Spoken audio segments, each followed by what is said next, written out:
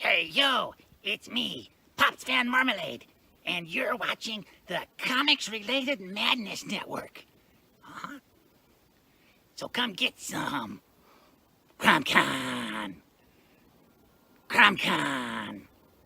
Hey, we want to shout out to our sponsors, Daytona Beach Comic Con. If you are a fan of comic books, if you're a fan of comic book conventions, and if you like meeting comic book creators and getting comics and comic-related stuff, then you need to make your plans to attend Daytona Beach Comic Con. This year's show is September 7th and 8th. Silverline will be there, so you should make your plans to be there too. We'll see you there. If you like comics and find yourself in the Orlando, Florida area, doesn't everyone come to Orlando at some point in time to see the House of Mouse? But when you're here, you need to make it a point to visit Coliseum of Comics, especially the one on East Colonial Drive. They carry Silverline Comics, even a limited edition Coliseum of Comics version of our comics. So, when you go, be sure to ask for Silverline Comics and tell them we sent you. OCD stands for Orlando Collector Deviants. OCD, Steve and Trish, they're a family of geeks who promote geek things, particularly those around the Orlando, Florida area. They're big supporters of Silverline, and we think you should be supporters of theirs too. Go give them some love. If you are an independent comic book maker and you need to get your independent comics made, you need to look no further than Kablam Digital Printing. They print our books, and they do a bang-up job. They're not only trusted by Silverline, but many, many independent comic book makers. Head on over to kablam.com and see for yourself just how easy it is to have your comic printed by them. And tell them Silverline sent you. Hi, this is Tim TK, host of That Silverline Show on Tuesday. Join us at 11 p.m. Eastern, 8 p.m. Pacific every Tuesday night as we discuss pop culture and the joys of making comics. Hi, I'm Barb Kilber, co-host of Silverline's Wednesday Wham. Join us each Wednesday night as we discuss comics, literature, movies, and anything else that may catch our attention. I'm Roland Mann, and I host Silverline's Silver Sunday. Join me every Sunday at 8 p.m. Eastern as we make mine Silverline.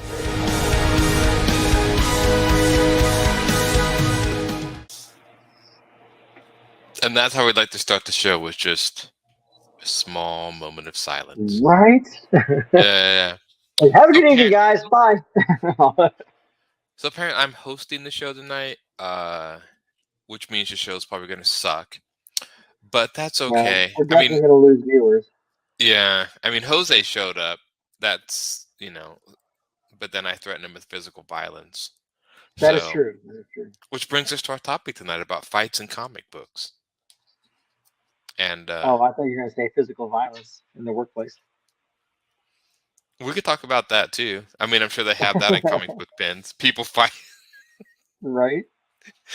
We could talk about the legendary Chris Claremont, John Byrne fights, right? Or the was it Alan Grant and the guy who wrote Alan Moore? Was it Alan Moore and Grant? I can't remember the guy. Then they have like a magic war going on. I did not even know that. That's new to me. It was like because Alan Moore was a wizard, and I think it was Alan Grant or whatever. I think anyone out there watching, no, I can't remember, but I think they had like some sort of wizarding war, and they're still going at it. Maybe, I don't know. That wouldn't surprise me. Because, no, it doesn't. I know Alan Moore has a bunch that of dude looks like he would turn you into everything. Doesn't it? Just saying, while drinking a pint. Yeah, I know. by taking locking down a pint, right? So, So yeah, I guess we're just gonna chit chat. I think we might have a few more members show up. They said they would if I leave. Don't give in to their Gestapo demands. Yeah, I'm not giving in to that. We don't give in to terrorists on this channel. Right. So speaking of comic book fights, do you have any artists that draw like amazing comic book fights?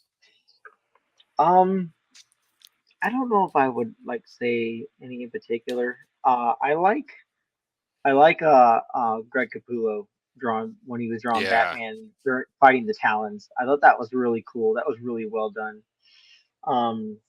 I like more outlandish stuff. Like if a dude's in the air, it just gives the most amazing punch that shatters the universe and whatnot. Yeah, cool.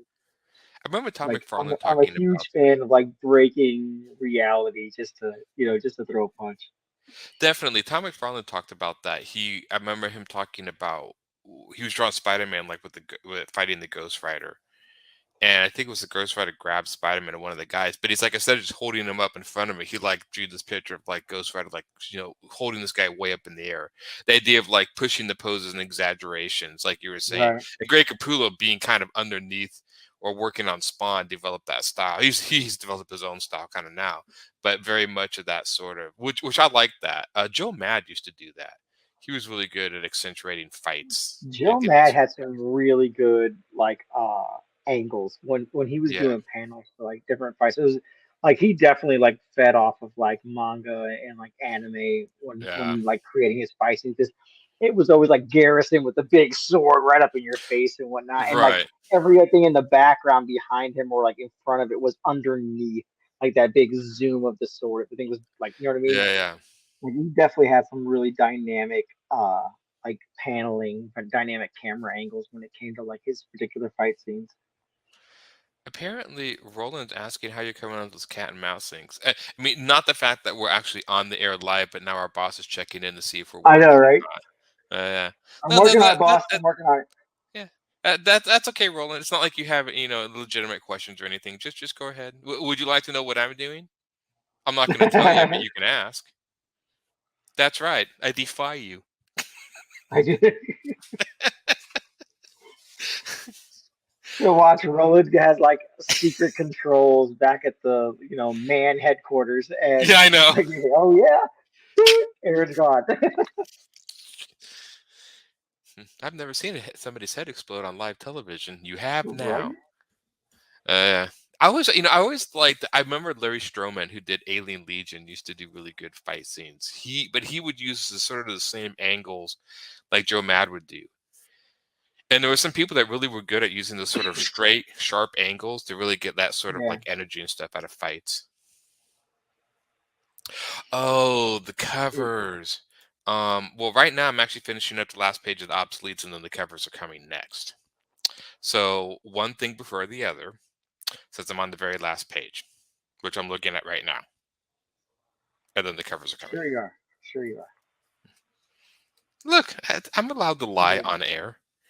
Boss keeping us in check. Yeah, I know. He's coming in to check. He's like, I know you've been screwing around. I just know you have. Yeah, I have been. I will say that like I've been working on stuff, but it is I've learned it's very hard to work as efficient as I normally do when my kids are here for the summer. I'm so glad for Oh. tomorrow. Oh. Like Wow, tomorrow, my kids go back to school. It's so good. So wait, that's early.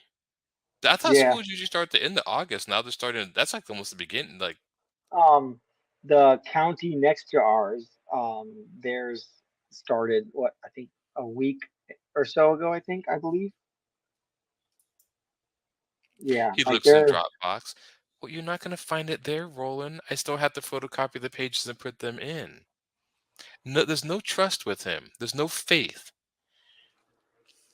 I feel that I'm gonna get beat when I go to Kissimmee for for Infinity Toy was it Toy Comic Convention? Oh yeah. You're going to a comic convention soon. You guys have so many Yeah. down in Florida. We never seem to have that many up here, which I always find weird. Yeah, I just went to one in my local area. It's the second year for it or second event up for it because they Yeah. had one in January. And I go with my local comic shop. They like he bought buys the tickets or tables and whatnot. He Yeah. bought an entire back row. So like we had an entire row like of him selling comics and then us selling artwork. That's cool. Did you guys sell a decent amount of stuff or? It wasn't too bad. It wasn't too bad. Yeah. We usually have a contest of like sorry, I got something in my eye. I'm trying to get it out. Well, we usually have a contest, as funny as it sounds.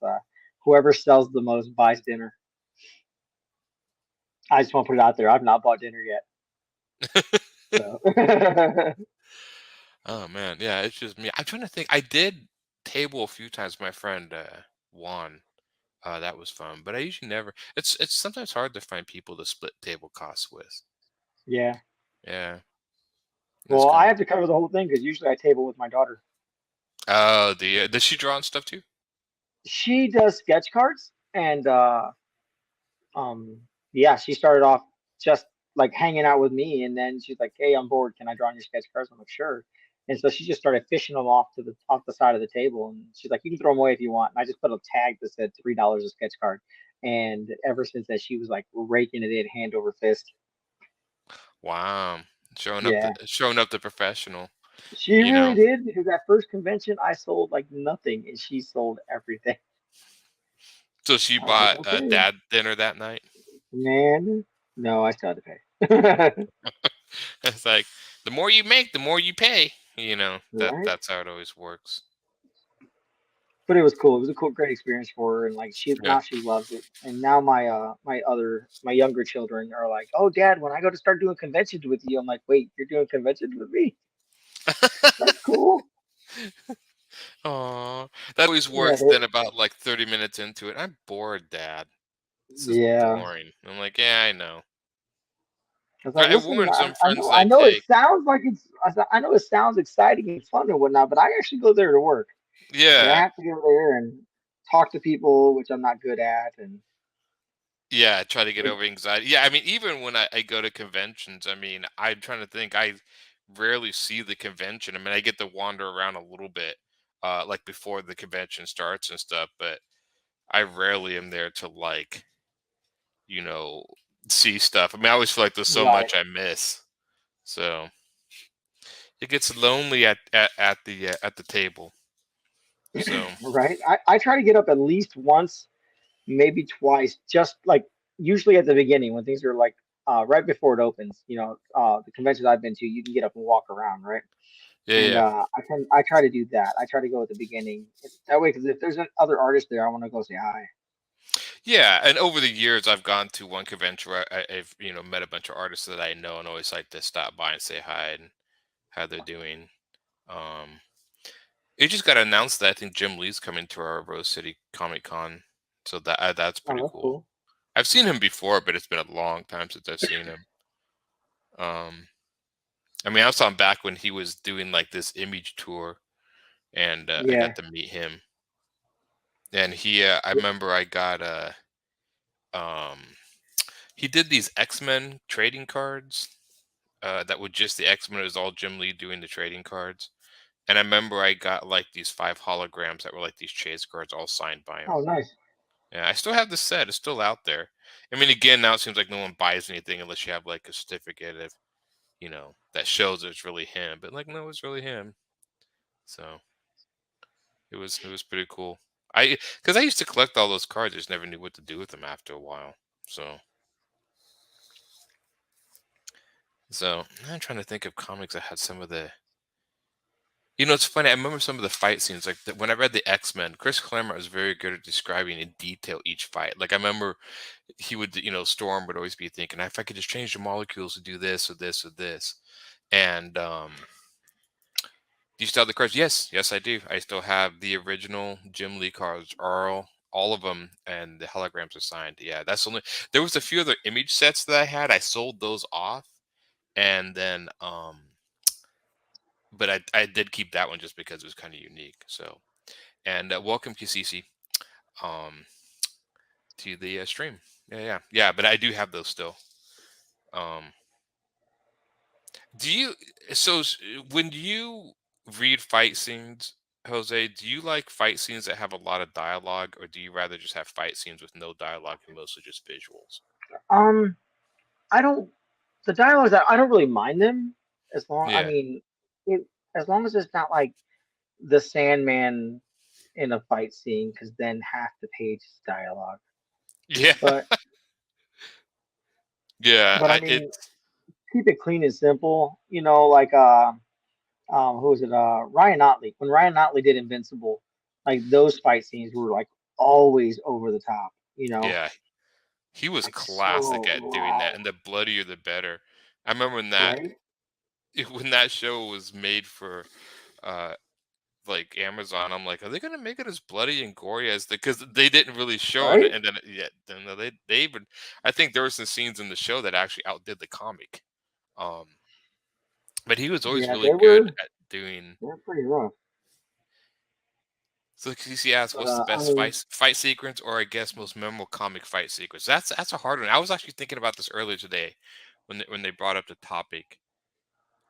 One of my most memorable ones, I think, is strange enough from The Dark Knight Returns, when he's fighting the mutant gang and he jumps out of the tank to fight the leader, and that's when like he gets defeated. I always really liked that scene. I always remember that it's just like one of these iconic scenes. I liked when he fought Superman. Yeah, at the very end. Yeah, that to me that was cool because I mean I feel that was thought out over the course of pages that it was. Right, like to set up the traps or whatever. Yeah. There's a few X-Men. I really did like. There was a storyline in the X-Men called the Mutant Massacre. That was when they Oh went yeah. down and these mutants called the Reavers destroyed More. the Yeah. Morlocks. Marauders. It was the Marauders. Marauders. That's right. The Marauders. Yeah. And yeah, I love that though that fight scene. That entire storyline was great. But that was the one where they eventually. I think that was the first time Wolverine and Sabretooth really went at it. Like towards the end of it, they met. And We're just really cut fighting. loose. Yeah. I know that's the storyline where Angel had his wings cut off. Yeah. They crucified him down there. Yeah, Harpoon speared him into the wall. Yeah, that was an intense storyline, man. That was CC moving says, for me. would you say that your favorite fight was great because it was displayed well visually, or just a story-based anticipation? Just the pacing. The pacing, like the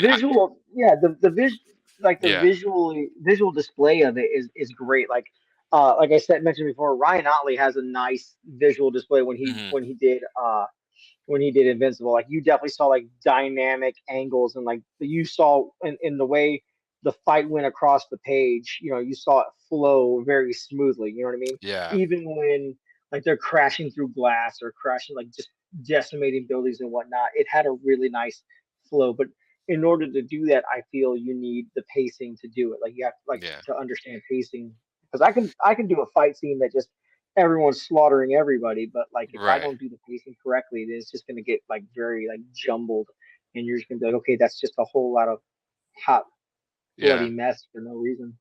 I would think visually for me. I'd probably say it was displayed well visually. The pacing is good, but I remember in the 90s a lot of the fight scenes were not well. At least some of the books I remember, a lot of them were not well choreographed. They kind of were really into like doing like certain poses, and they would draw the superheroes in the favorite poses in a fight, but it never felt like the battles were like well thought out or choreographed, I guess, for a comic. A lot of the Image books had that, I think, sometimes. They did a lot of like Wolverine ending people in like one hit. Like, like all he needed was one good punch or one good swing, and it was over, which I thought was kind of lame. I'm being honest. I thought, come on, no, okay, dude. I know he's the best there is at what he does, but you got to give him really? something. Yeah, that's always like it was funny. They just saw the cover. The famous one where he got crucified on the X's. Lots of crucifixion, but when he was on the X, I think that was right. Yeah, the cover of that was great. Wolverine I'm trying to think of any good Wolverine fights. He has some good ones with Sabretooth and stuff. Yeah, I'm trying to think. I really like some of the fight scenes in the manga Appleseed. But they were a little different. They were more like gunfights and stuff. But the guy who wrote Appleseed, Matsumune Shiro, since Appleseed is about this SWAT team in the future, E-SWAT, which is extra special weapons tactics, because they dealt with cyborgs and technology. But he would watch training videos of SWAT teams and stuff. Like he really researched SWAT tactics and stuff. Cool. And he put that into the book. In fact, there's actual data books talking about stuff that he drew into the panel that he didn't talk anything about. And he just drew it in. Like one scene I remember was, and I never figured it out until somebody pointed out in the data book, and I was like, "Oh wow, that's really cool." It was basically this two people, Dunan, who's the main hero, was at the end of the hallway, and there was a guy at the other end of the hallway hiding behind corner. And I think she shot down the hallway, and as she ducked around corner, she put two bullets in the side of the corner so the guy wouldn't come out, basically showing cover. And I'm like, oh, but he showed that, and then it's like later I'm like, okay, I get it. So that, That's I mean, interesting. that was interesting because he really researched what went into it and made it somewhat believable, even though it's supposed to be science fiction. Right. Yeah. Um, Batman was another one that happens to just knock people down. Like was it Lonely Place of Dying? It wasn't a lot of, to me anyway, it wasn't a lot of fight scenes in that because it was mostly a story of like realizing that Batman kind of let go and was like being more vicious. You know what I mean? yeah, Because after Jason Todd had died, and was it Tim Drake was discovering he figured out who Batman was. And, I mean, not to spoil the storyline for yeah, people, but it's been out since like the '90s, and um, but like the fight, even the like, there's a fight with a knifed serial killer on a bridge, and like it was only a few panels, but like it was meant to show that the Batman was unforgiving. You know what I mean? And yeah, or was it I think Bart Sears did the artwork for Justice League International in the late '90s, I think, or early 2000s, and Batman beat the crap out of Guy Gardner. Like that was cool. They did a lot of the cover where it shows like Guy Gardner and I think it's Booster Gold and Red Rocket holding him back, like he's like trying to fight. And then they did that again with like or this time they did another one where they were holding Guy Gardner as he looked like he got the crap beat out of him. And I think that's the one where he fought Metamorpho because was that it the was guy a who did like Stein. different elements? Like he could turn it into like water, Yeah. different body parts. Yeah. Yeah, and his father-in-law was trying to keep him from seeing his son and whatnot. And it was weird. And then, I mean, as funny as it sounds, that actually made me like Guy Gardner more. The fact that he got the crap pulled out of him.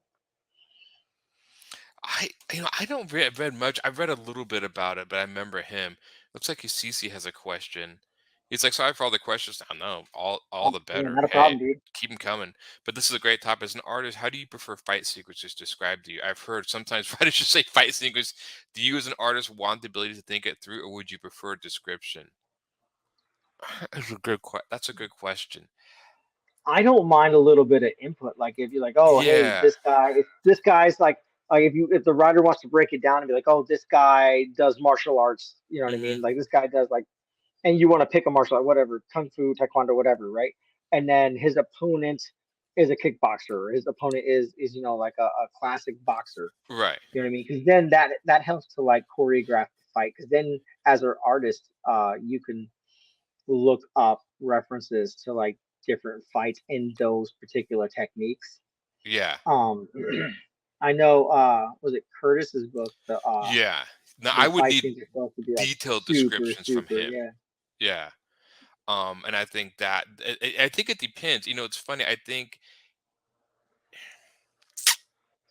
now the one I have, like he's describing the one book I'm working on now. He's describing some of the fights. I think a little description helps me. Like I'll develop the flow off the description. If it's just a fight, I mean, I might have fun, but it might be more of a splash page or something. But I do like a little description because I want the reader to kind of see what the flow is. I want the Right. guy who's writing it. I basically want him to instill like what's going to happen, especially with the storytelling through the fighting. I mean, sometimes some comics just have they fight and then they defeat the guy. But a lot of stories will do storytelling through the fight. Like maybe they're fighting, but during the fight they're trying to stop somebody from pressing a button to blow up a bomb or something, or there's storytelling mixed into the fighting. That I would need description for. But if somebody just like these people fight and say, I don't know, I've never had a writer say that to me. I've had it. Well, no, the one Kurt one did, and I had some fun doing that. I think it's a mix, maybe. I don't know. Right. That's an interesting question. I've done so much of my stuff by myself that I've always had these things choreographed in my head. So this is the first time I've been working with another writer and not really encountered an if or. So yeah. like having to do it according to somebody else's, not so much their vision, but like somebody else's like inspiration and whatnot, Mm-hmm. or their pacing. Yeah, and especially if there's storytelling in it. I mean, if the writer is visually describing, um, yeah. So it would probably, yeah, I think it would depend on the powers of the characters. Like, um, certain writers will write panel. Like I drew, myself as a writer, my Gollings, I drew a panel, of these two people arguing, and as they were arguing, there was supposed to be this guard that was getting irritated. Not like he's the guard is guarding this sort of like royal speaker, and he's arguing with somebody in a crowd. And as I show like them arguing back and forth, the middle panel is the guard getting more suspicious and more like, and then as I do, I close up on the mouse. So like it's a headshot, and then when they're arguing, the second one's a little closer, and then the second one's like just the mouse shot of them arguing. And then eventually the guard gets irritated enough that he shoots the guy in the crowd. And so that, to me, I would need the writer to tell me exactly what I need to do that, and that would be Right. considered almost an action or a fight. It's a verbal fight, but still, I But mean, that's I still would, the yeah, was it that you're still setting it up, you know what I mean? You're definitely setting it up for like a more of a dynamic kind of surprise thing, you know what I mean? right. Setting up for the next page because it was like Yeah. supposed to be to the end, and then you turn the page and like, so. But yeah, I played with that. I played with flow of fights. I had one at the very end of my book that this guy was beating this guy kind of to death, and I wanted him to basically kind of like realize what he was doing. So I had to watch the flow of panels for him to like he kind of looks at his fist and realize like he's becoming exactly like that. He's beating this guy up because he murdered somebody he knew, but of course, you become the murderer by getting revenge. Right. So it's like he had to realize that. Um, yeah, I don't know. I mean, it's funny. I don't write a lot of. I write some powers in my comics, but not as much. Most of mine are, and I'm trying to think. Most of mine are fisticuffs, like punching or whatever. I do have some powers in there. Yeah. I mean, I would imagine like every time you see like was it X Factor back in the day with when Will Caicedo was doing some stuff. Um, it was always, and you could always tell when like, okay, we just want to put a fight scene in here because you would put like say Archangel in there or Cyclops and someone who could possibly counter Cyclops' powers or like redirect, and the same with Yeah, someone who was like on equivalent with Archangel or someone that could counter Jean Grey's psi powers. You know what I mean? Like yeah. either There you was do the always research to find those characters, or you make them up. Yeah, and the one thing I've always really liked when it comes to powers, because CCC on powers, I've always loved when people write how powers combine. Chris Claremont did a really good job. Now, him I've read the most. There was a guy who wrote New Warriors who did a pretty good job. But I always liked that when the teams have powers, would have to use their powers together to defeat the bad guy. Um, Right. like Storm would freeze something so Colossus could punch it and shatter it or something. There was I always really liked that stuff, and I think that also comes from the writer, um where he would have to describe exactly what powers go what or whatever. Trying to think of who else did that. The Avengers did it some. That was kind of almost been a little bit of my problem with the Avengers. Some of the superhero movies, they show a lot of action scenes, but they show sometimes they don't really focus on the fact like these are a team and they could work together as a team. They kind of just show them each having their own individual fights off instead of working together as a team. The first Avengers movie, they actually kind of did that. They showed like Iron Man like display his like laser beam off Cap's shield and stuff. Did a few things like that. Right. Oh, Yeah, during was that the first adventure movie? yeah. Right. There was a little With the scene of him Chitauri. doing that and stuff. So yeah, um, I've always liked that because to me, I'm like, unless you combine the powers in a fight scene, what's the point of having them as a team? So Right. that was always one thing I really liked about doing that stuff. Um, yeah, I don't know. What is your favorite type? Do you like more like power-based fights, or do you like more fisticuff fights, or in I comics? actually like more fisticuffs because you can, like I Yeah, said, you're playing more with angles with that. You know what I mean? Right. I mean, I guess you could do that, but like when you're drawing, because I remember a lot of was it Jim Lee stuff when he worked on Wildcats. You know what I mean? Maul would come in and just smash everything, but it just, Yeah. I mean, to me, it didn't seem like they were working as a team. I mean, they still got stuff done, but it wasn't that captivating for me, I guess is what I'm saying. Yeah, I mean, I have to admit there was I probably like fisticuffs more. Now I'm looking back. I do like firefights. I mean, Alien Legion. I like the fight scenes there, and they had more guns blazing, like firefights. Firefights I think could be done well. I think they're almost a little harder than fisticuffs. Just because sometimes, and now this is just me as an artist, so take this as you will, but sometimes I pay attention to angles where, so in my mind, I have a mental layout where like everything is almost like a dungeon master would draw like a map Yeah. with your characters here and your characters here, getting those angles. I have that mentally in my head, and so I try to visually display that too. This is great for new writers, Michelle. Discussion of good angles. Yeah, angles work great. Foreshortening, doing different angles. Yeah. Uh-oh. We have a I new actually wasn't member any coming good in. at that until I went to school. Quentin! I made it. Quentin came in. I made it. You did. I Thank did. you for showing up, Quentin. It's been a while since I've seen you. I know. You've been I on wanted to. vacation. Yeah, I went on vacation and man, came back to a bunch of work. It's been a lot of work, man. Yeah. America, So, capitalism, getting ahead, That's right. living the dream. well, you do nothing but live the dream, that's for sure. Oh yeah.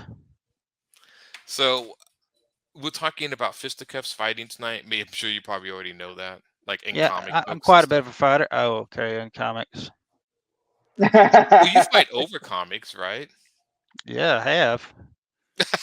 Yeah, it's mine. It's got my name on it.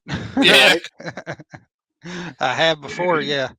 So Cassisi also asked, I can imagine it'd be hard if you started making a gunfight scene interesting in a comic. It wasn't like a gun kata sutra from Equilibrium. Yeah, so like gun kata would actually like doing martial arts or doing stuff with fighting, because there was just Yeah. people just kind of, shooting each other and stuff. I remember, like I said, Appleseed did a lot of that, but he did a lot of, again, tactics or whatever, made it a little more interesting.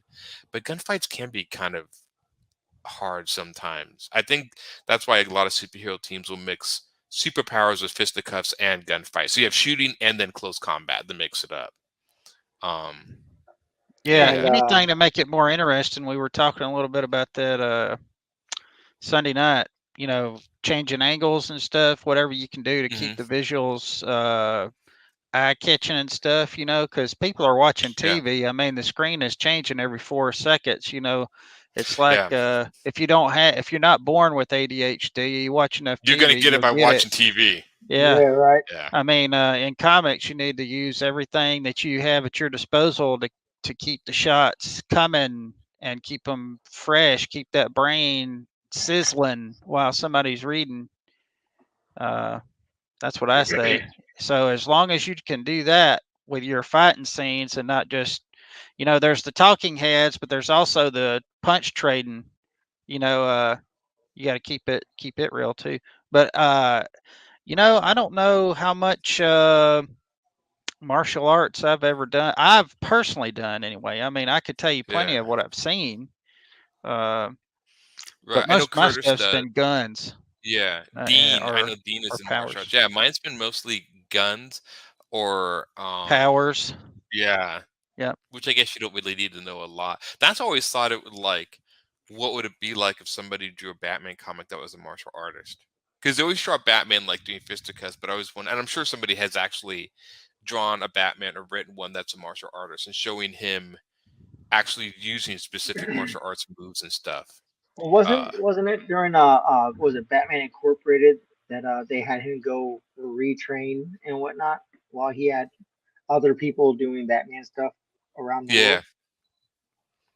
Like they had that, like that they showed him doing some. It's funny because you're calling it fisticuffs, which is what it is. But we refer to it as chapsaki. Chapsaki. I can't remember who drew it. I want to say that it was Neil Adams, maybe. I can't remember, but I remember when I was in shop class. Of course, this has been years ago. Shop class, and I was looking at this Batman book, and I remember it so well because it was the first time I think I'd really seen, because I was more of a Marvel guy. But I did, kind of pick up DC here and there. But a friend of mine had a Batman comic that I was buying from him anyway. I actually wasn't buying it until I saw that shot. But in that, there's a fight scene in there where he is Sparta kicking a guy, and it was so good that thing sold the comic. I was like, how much you want for this? I gave him my lunch money for his book. Nice. Yeah, it was so good. It was so good the way he did it. And because I had never really seen Batman kick anybody, and they had him kind of, if I remember the shot correctly, and your memory's a little off, but the way I remember it is it showed from half thigh up, and he was leaned over and kicking. I mean, he was actually Sparta kicking this guy, and it was so good. I remember it to this day. It was such an iconic shot of him actually making some, doing some martial arts moves. It didn't really even look martial arts though. This looked like a just all out power kick, Falcon kick, Right. That's cool. It didn't look martial arts. It didn't look pretty. It didn't look ninja. It didn't look anything. It was just brutal. So Cassisi says, for new comics where not a lot is known about the characters, when a writer is trying to convey that scene, would you prefer short bios on the characters, or is this where you would want a lot of description?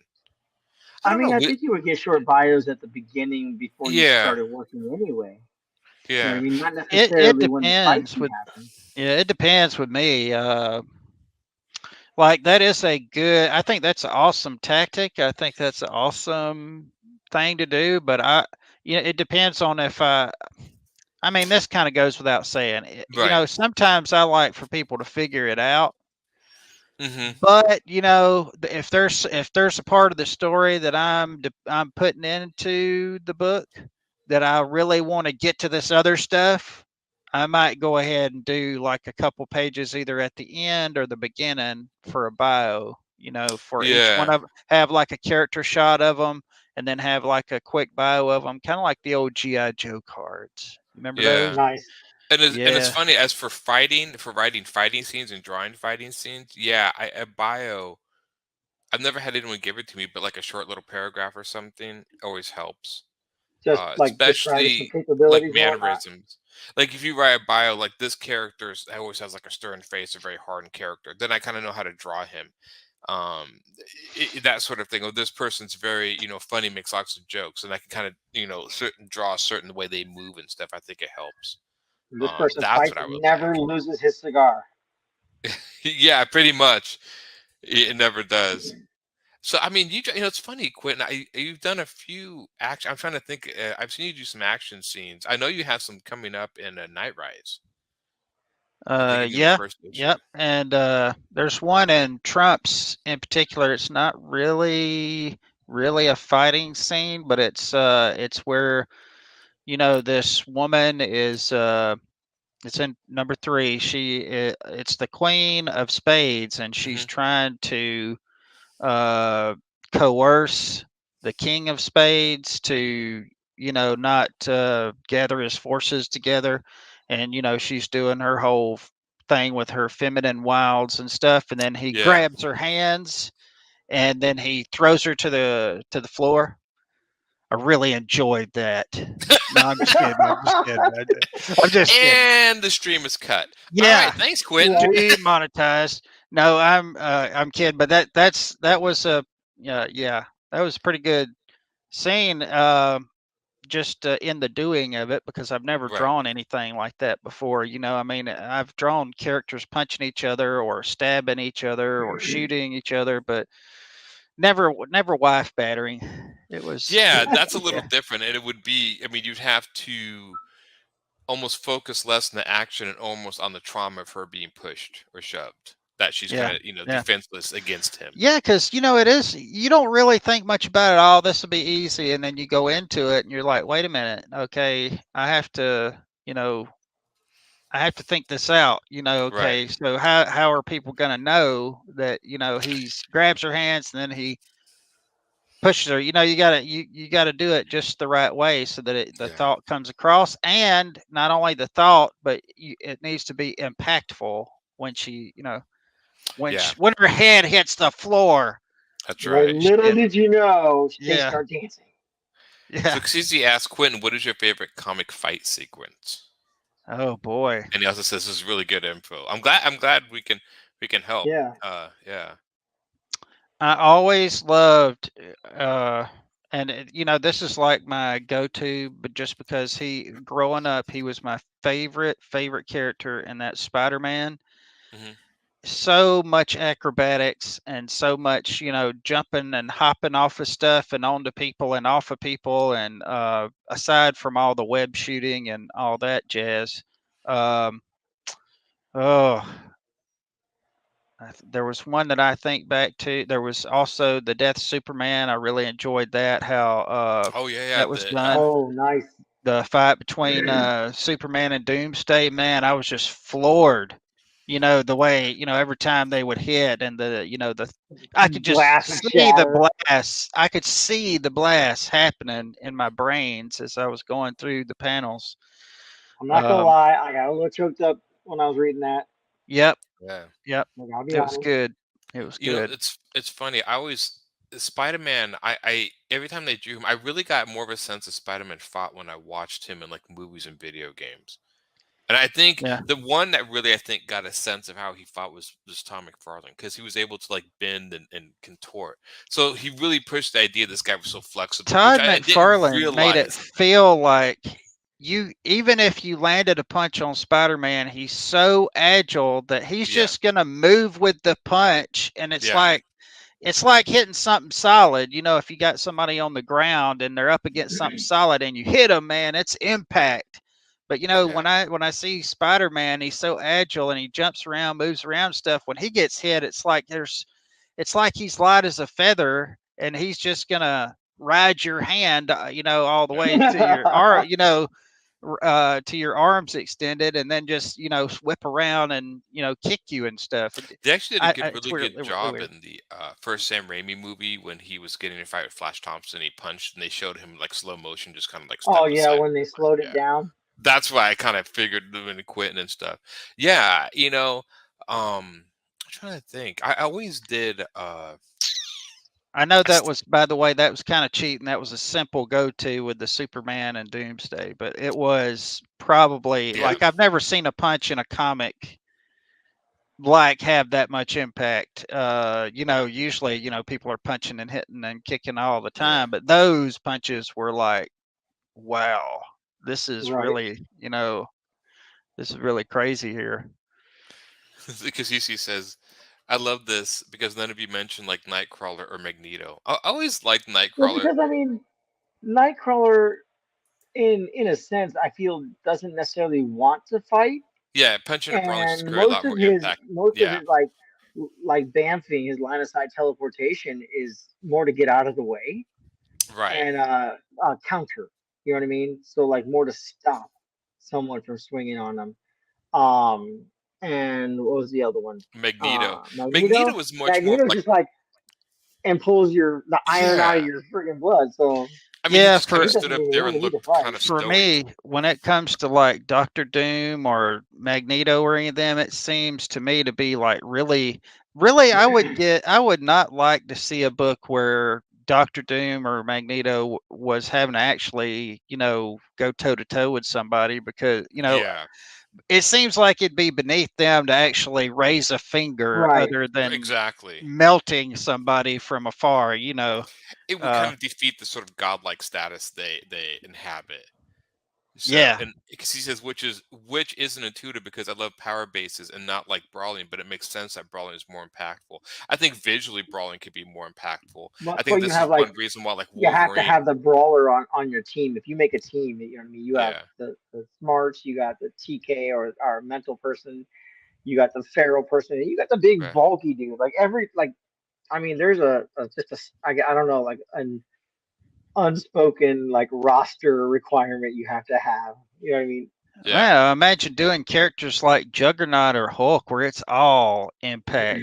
It's everything is brawling and everything is, man. This is why And when Wolverine they was hit so each other, popular. like they knock each other out of the state and crap, out of the city. Right. It's crazy. That's what made it so fun. In fact, I even remember again playing this Hulk video game. I played it all the time because they did a good job of like that impact and beating stuff up, and because I mean it's just the idea of like you punch so hard you can knock a building down or something. That was That's something kind of crazy. fun about that. Yeah, it was just fun. I mean, there was something fun about that. But yeah, Wolverine, I think is. I mean, I'm thinking the more popular superhero characters are brawlers. I mean, Captain America is a brawler. Wolverine is. Iron Man, not so much. More like laser beams and stuff. But some of and I think as an artist, I'm probably more excited.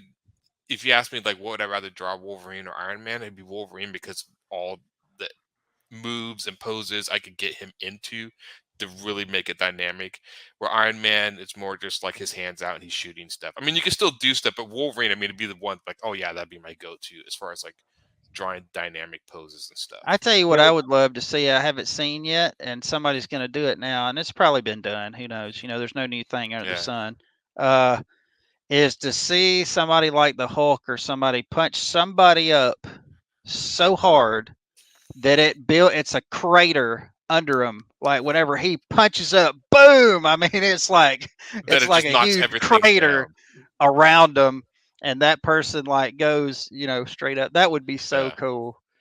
Man. But is your favorite characters brawlers or people with amazing powers? Mine are brawlers. I mean, some of my favorite characters are Conan. It depends on the artist that's drawing them. Yeah. Yeah, I was gonna say it depends on the artist. If they're good at it, oh man, I wouldn't mind taking in some Luke Cage or some. Yeah.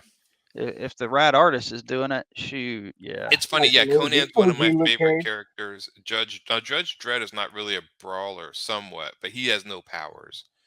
More an authority figure, but like Barbarian's Conan Fantasy. Always. By the way, which is more brawler based. I didn't greet you, Cassisi, when I came in. Sorry about that. Hope you're doing well this evening. Yeah. Thank you for joining us. Yeah, thank you. Yeah, now I'm trying to think of some of my other favorite, like Wonder Woman. I'm a big fan of Wonder Woman, and she's a straight up brawler, sword, shield, right in your face.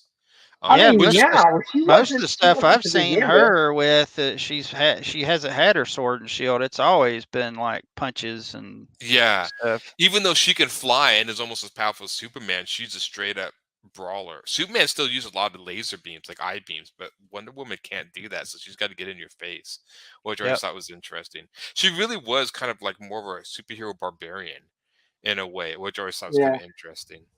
So. But brawlers I've always tended towards. I still think it's really weird when every time they do Superman characters, like even in the boys and stuff, and they have laser beams, they always shoot like laser beams out of the eyes, like that's their go-to move, and I'm like, kind of takes away all their moves a little bit. I'm like, Superman, it can be with the death of Superman, can be a brawler. And I always thought it was cool when Superman would mix his powers, like punching and shooting lasers and freezing and mixing them, but sometimes they just get kind of lazy and everything's just shooting lasers all the time. Right, turning into lightning. Oh wait, that's the other Superman. Lazy, using their god powers. Yeah, right. They're all gonna get fat. Yeah, they're gonna burn some calories, Magneto. I always liked. Strangely enough, this is a question for all. When you had godlike characters like Doom or Magneto, did you always like it when the artist drew them a little less muscular? Because it didn't seem like Magneto one doesn't ever really need to be. I mean, he could be toned, but it doesn't need to be a bodybuilder. I mean, and I always liked it when it was more like a Gandalf or a little skinnier or more of a normal looking guy, because then when he could do these godlike powers, it's much more effective. I wouldn't mind Magneto having like a normal physique. Yeah. Like a classic physique, that physique that's not highly detailed. And I think in a case like that, nowadays they don't ever really do the basic. Usually they'll have them in like a thick costume, But yeah, I wouldn't mind Magneto being I mean, I always thought Jim Lee really, it looked good, but you know, I always thought, you know, he's a little buff He was a little too to be buff. as old as he was, Yeah. and what his powers are. But you know, Yeah. that's I always uh, thought that too. I always thought Jim Lee drew him a little too muscular. There was a few other issues like Arthur Adams and stuff drew him. That's what I always liked when Ian McKellen played him. More of like this sort of old man type. That's what I always liked, that sort of look. yeah, But they kind of do that. I mean, that's the go-to. I mean, all superheroes have, you know, the ultimate physiques. You know, again, Spider-Man, I always liked, again, he was skinnier. My favorite Spider-Man is when they drew him really skinny. Not super buff, but just toned and skinny. I always thought Mark Bagley actually did a pretty good Spider-Man. He did a lot of the Mark ultimate, Bagley the was ultimate, good. yeah. You know, him to me, he did Spider-Man. Him and Stephen Butler, and to Yeah. me, their art was really close. Yeah. I always thought their art was really close. Of course, you know, there is a clear difference, but I always thought their art was, you know, pretty close. I always loved the job that Stephen Butler. I liked Eric Larson, Yeah. He did a good Bagley. Uh, let's see. Of course, McFarlane, but McFarlane was his kind of his Spider-Man's own always unique different. thing. You know, it's always really Yeah. different. Um, can't really think of the other artists that did. I mean, there was plenty that did Oh God, there were a ton of them. Yeah, I'm trying to think. Spider-Man, but I know Joe Mad's drawn Spider-Man a few times. He does a pretty decent job. Mark Bagley was Humberto. always one of my favorite ones. So Mark Bagley, when I got into him, he did a lot of, I think, the New Warriors, and there was a character on there that was called Speedball. That was kind of a skinnier guy, and he did the same sort of physique on Spider-Man that he did on Speedball. That same Then sort of they idea. ruined them and turned them into Penance. Or Penance? Yeah, they were Oh Penance. yeah. Yeah. I was like, Yep. what? So it's like Cassisi says, it's pretty crazy because I'm drawn so visually to like a Doctor Doom or Doctor Strange or power-based characters, but that doesn't seem to be what's the most impactful. I mean, I think you can make it impactful. I mean, you know, Magneto's up there surrounded by flying metal, whatever. I mean, that's obviously very impactful. But as far as like an artist, I mean, there's nothing more impactful than a fist hitting a face and watching like the face distort or whatever. I mean, that's Yeah. you know, I mean, there's I straight up think it impact, depends right? on like the particular story you're trying to tell. You know what I Yeah. mean? KCC says Spider-Man is probably the most healthy mix of power, base, and brawling. Him and maybe Thor. Yeah, I can see that. Absolutely agree. Absolutely agree. Because Spider-Man is a brawler, but he has the webs to help accentuate it. Same thing with Thor. Yeah, I gotta say, guys, I mean, I like Superman and everything, but he's just, you know, he's just too powerful to me. And it's funny, he didn't start off that way, too. He just seems I know they've They just but keep adding powers to the like, guy. for instance, there was one comic where him and Batman are on a rooftop. I can't remember, but Yeah. Batman said something to him and it really made him mad, and Superman turned around and he punched at him, but he stopped like so far before his face, and the captions were saying, and he stops so far away from Batman's face because he knows if he gets any closer, just the very wind will crush his skull. And you know, I was like, you know, that's too much. You know, that's just too powerful. You know, and I think Superman is one of those characters where history just made him what he is. I mean, Marvel, I think, does a pretty good job of evenly. I think the one that's overpowered in Marvel a little bit is Doctor Strange. I always just thought like every time there was something, a problem, like they just get Doctor Strange, he whips up a spell and like it's done. And I'm like, oh, okay.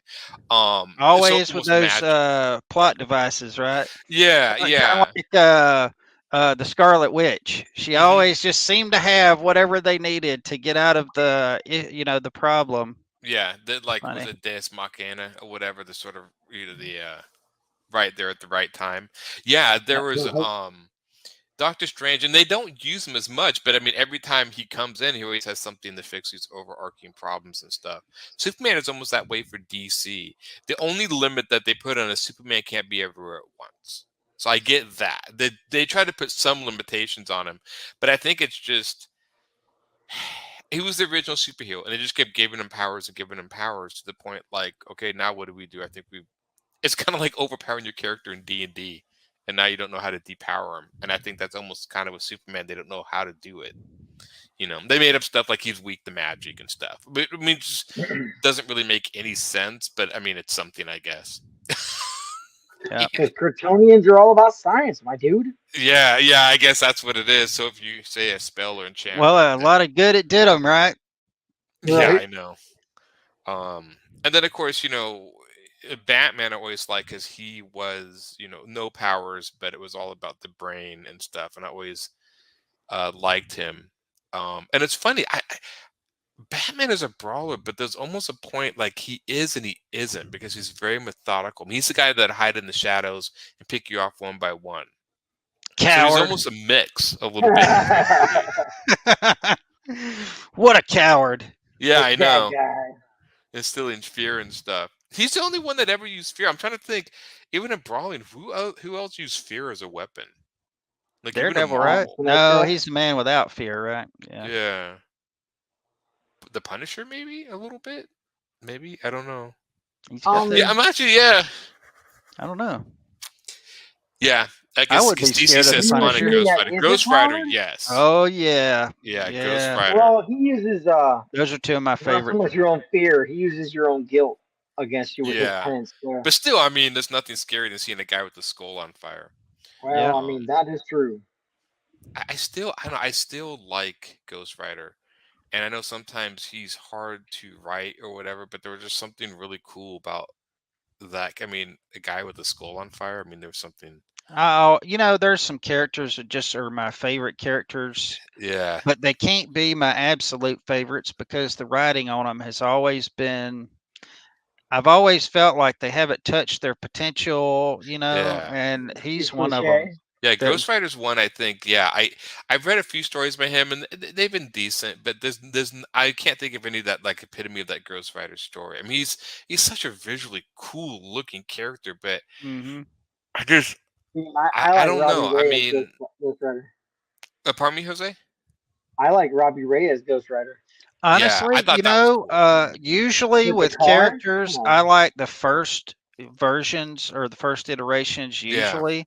But honestly, you know, with what they've done with Ghost Rider in the past, I like the Reyes, you know, whole thing as much as I do any of them. You know, Yeah. uh, Yeah.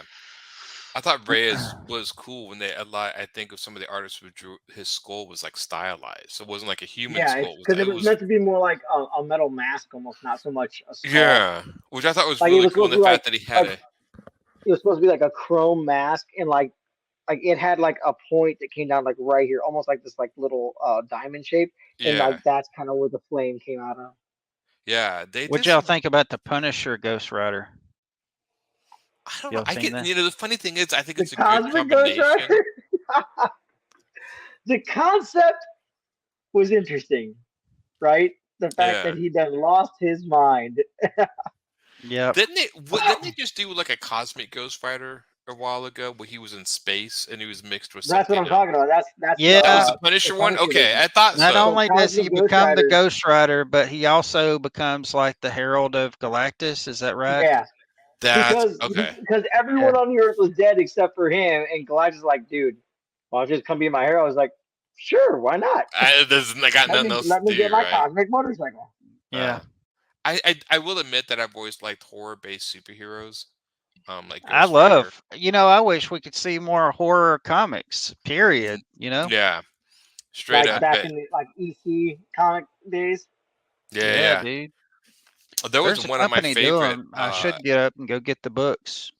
quasi give 'em a horror shout comic out. was a comic. me Yeah, do that. there's Hold on. Hold on. let I me go get 'em. know there's Yeah. one. Was it I want to say Asylum. I actually have their somewhere. I have their blank. I have a blank for their book called Vampires, and Yeah. I'm gonna draw Grandpa Munster on it.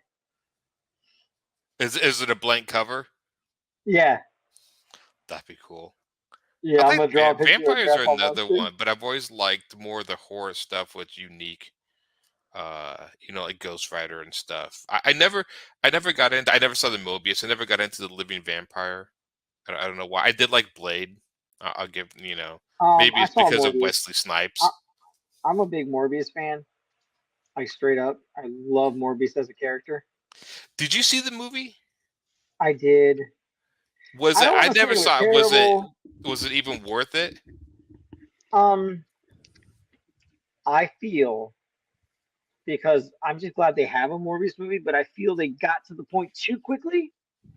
Okay. And left a lot open for interpretation. ACP Comics. Forbidden Gallery. Yep. Great. It's going to get us kicked off the air again. Is that again. the one? The Forbidden Museum is one too, and it's like this dude is like the descendant of Van Helsing, and Stephen Butler, baby, classic Stephen Butler. You always remind me a little bit of Arthur Adams, just a tad. Yeah, if you want that classic art, dude, that is like, which this is not Stephen Butler, but right. We should do a show on horror comics. Yeah, we should. These are good. These are good. These are good. This is issue 3. I got them all. And they're real accessible too. The guy got in touch with me. He's like, "Thanks for buying it and all that stuff." It was really cool. Really cool. Did you ever read a comic called The Nocturnals by Dan Burrington? Yes, by Dan Barrett. Or Dan Man, that sounds really familiar. It's cool. Swamp Thing as a whole, like back in the day, was considered. Was it when not Simonton? Oh yeah, I got a horror comic. Yeah.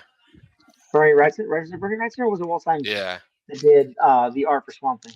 Is Swamp Thing considered horror? I would say yes, closer to horror. Now, I never read Alan Moore's run. I know he got very philosophical in some of his, but I would always consider Swamp Thing horror, especially Man Thing. Here's an old horror comic right here. War of the Fallen. Yeah. I read that. Wait. I did this one. Yeah, okay. I remember you showing me the pages for that. I didn't know you drew comics, Quentin. Yeah, every now and then.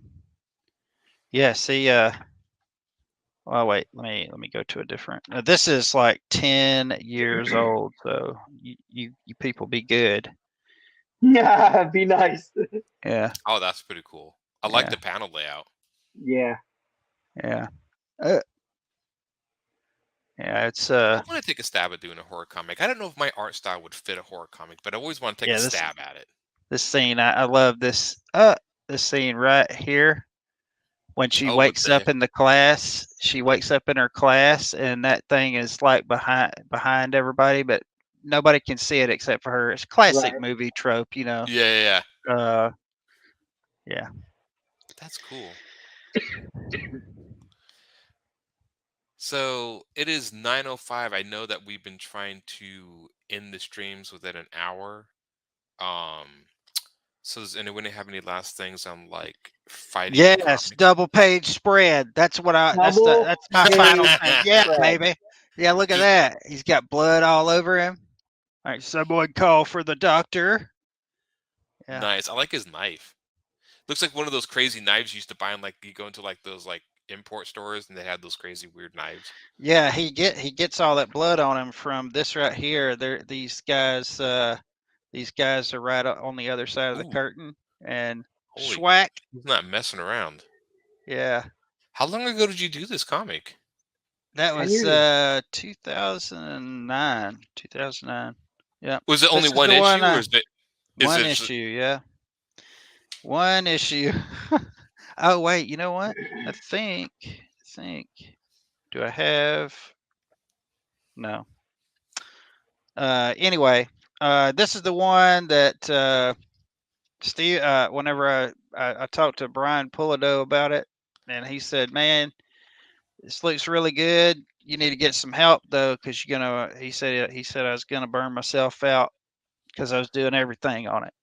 I was trying to get that total control. That's the thing. Whenever you do your own stuff, you got total control, but you will really burn a hole in your soul. Yeah. You're talking to somebody who just did 300 pages. Right. Yeah. But you done lost your mind a while ago. My mind was gone a long time Yeah, ago. dude. So yeah. CC says, great stream tonight. I'll definitely incorporate this stuff in the future. Thanks for taking the time. Have a good night, all. Have a good night, CC. Thanks Yeah, for asking CC, you take care, my friend. yeah. You have a good week. Good day tomorrow. So do we have anything else you want to talk about fighting in comics or anything? Or pacing? I'm telling you, pacing. You're gonna write a fight scene. You're gonna draw a fight scene. Pace it out. Block it out. Like do always. I mean, if you don't already do layouts and whatnot, or roughs for how you do stuff. Also say don't dialogue it too bad.